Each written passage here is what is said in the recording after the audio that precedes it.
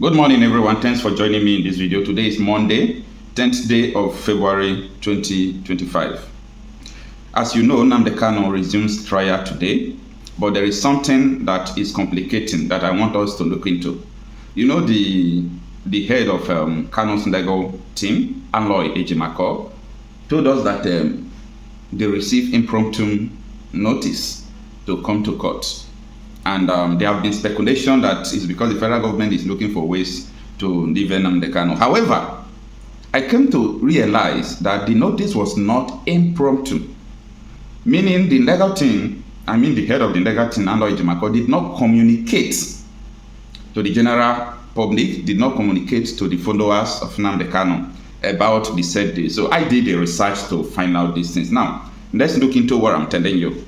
When you look at this notice, Aloy Ejimako Legal Service, what you will see there is the application for the transfer of change number, something like that. That is when Aloy Ejimako was filing for federal government to carry the case transfer the case from Abuja to the southeast to try.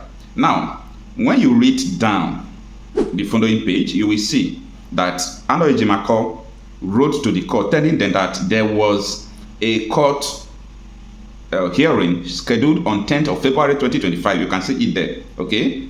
I just second it there. The court process is scheduled on 10th of February 2025. So when you look at the date that he wrote it, that is this date here, is 30th January 2025, okay? This was written on 30th January 2025. And in other words, it has been scheduled even before he wrote this, because what he wrote is what I'm saying now, okay? He's implicating himself, confusing the general public. Now, come to see this one again. This one was written on the 22nd of January 2025, and they said it's a summon of the federal government, okay? January 25. So from January 25 to 10th of February is not an impromptu meeting, and it was just communicated on the Friday of last week that they are going to court today. Anyway, that is by the way. I am just concerned about that. I said let me share it to the general public. So as we know, the court section resumed today, the trial resumed today, so nobody knows what could be the outcome. Nnamdi Kanu has been battling with the issue of a case that has no basis at all. For over 5 years now, he's been in detention. For over 10 to 11 years, this trial has been going on. Arrest and rearresting, kidnapping and re-kidnapping has been going on. So today, as the trial resumes, we are hoping that a positive change could come. But under normal circumstances, people believe that even though the federal government is going to leave Nnamdi Kanu, that it is not in their own intention to leave Nnamdi Kanu. It's not in their own ways to leave that. Leaving Nnamdi Kanu will just be a pressure from either international body or any other angle. That the pressure of releasing Nnamdi Kanu will never be from within Nigeria. We don't have issues with that. The only thing we are interested in is let the man be released, okay? The man has been there for so long, and it doesn't make sense at all. It doesn't make sense. Okay, first is Nnamdi Kanu and his release from detention.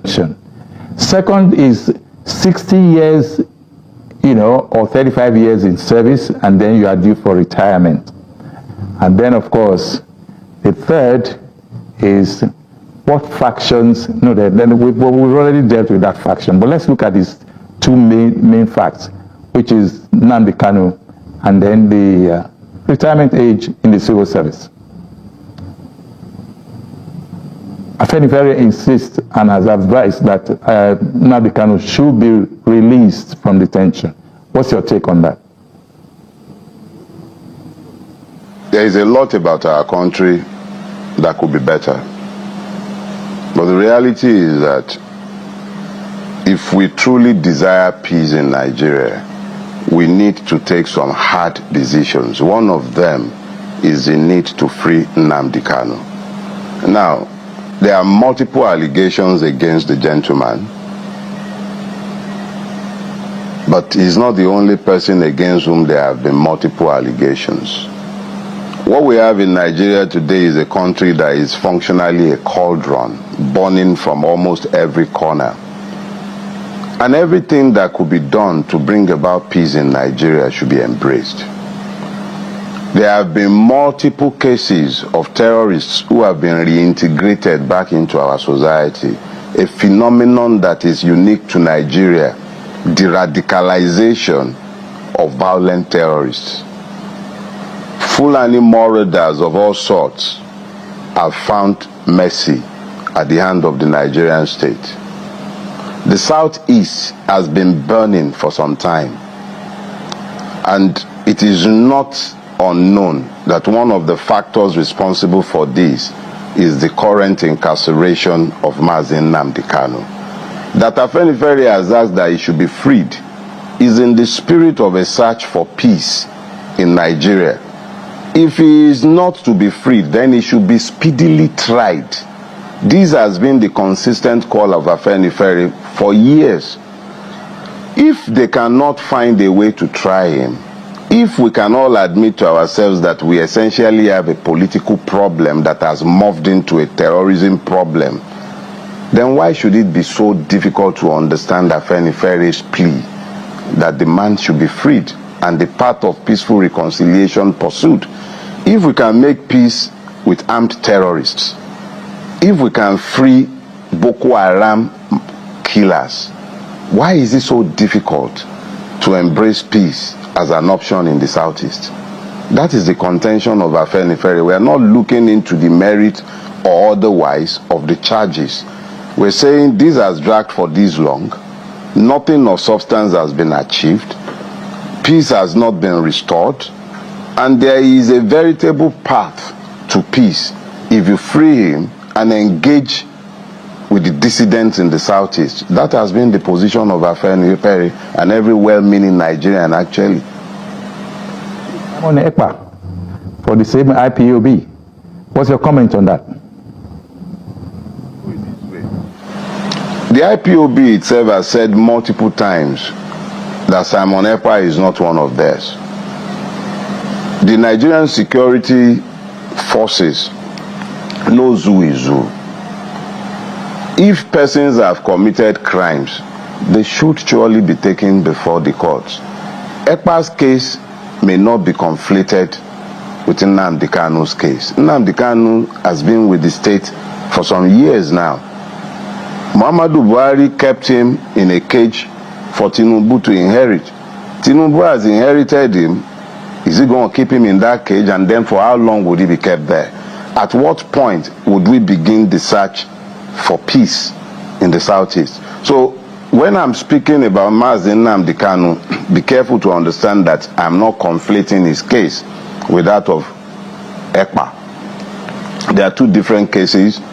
I am not an Easterner, but I am a Nigerian, and what ails one ails the other, and there really cannot be peace in Nigeria until we confront all these issues that have their roots in age-old grievances and injustices.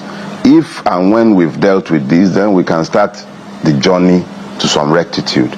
But Simon Ekpa, Nnamdi Kanu, I really don't know if the two can be treated exactly the same, and I wouldn't treat them the same. I respect that. What about Sowore, who was recently, arrested and detained, and he refused to be bailed? What's your comment on that? These are all legal issues. You see, the problem with the Nigerian police, or shall I say the Nigerian state, and my brother Yele, is that Yele does not know how to pretend that he is anything but a citizen. The Nigerian state, on the other hand, can tolerate anyone except the person who presumes to be a citizen.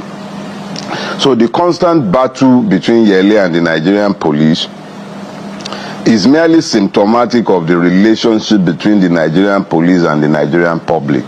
Yele is your average Nigerian. Your average Nigerian in the sense that he's not asking for anything that the everyday Nigerian should not be demanding. The only thing is that while the everyday Nigerian might be prepared to cower before authority or pretend that everything is fine, Yele does not know how to pretend that everything is fine. So every time Yele moves is a walking violation of the Nigerian system. So the Nigerian state must constantly go after Yele because Yele is constantly demanding an account of the Nigerian state. That is what you see happening all of the time.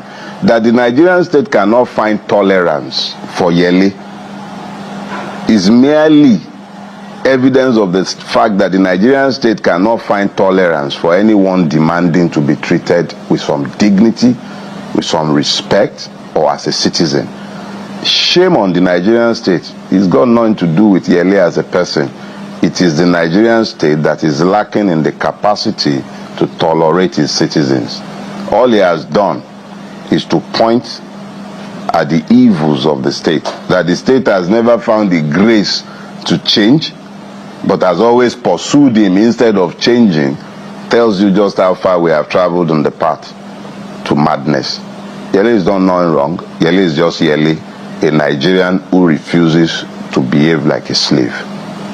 Afenifere has been known to not be directly in support of Yele's, antecedents. What do you have to say about that? I beg to disagree with that. I beg to disagree with that. Afenifere has always been a progressive organization, and I dare say that there has been, I cannot even recall a single thing that Yele has been for or has ever supported that Afenifere has been against. We are not a reactionary organization. We are essentially a center-left political conglomerate. So how could we possibly have had anything against anybody professing revolutionary ideals? Yele is somebody we consider a natural ally. We might have our disagreements in relation to methodologies from time to time, but other than that, we have zero disagreements with Yele and we consider him a friend.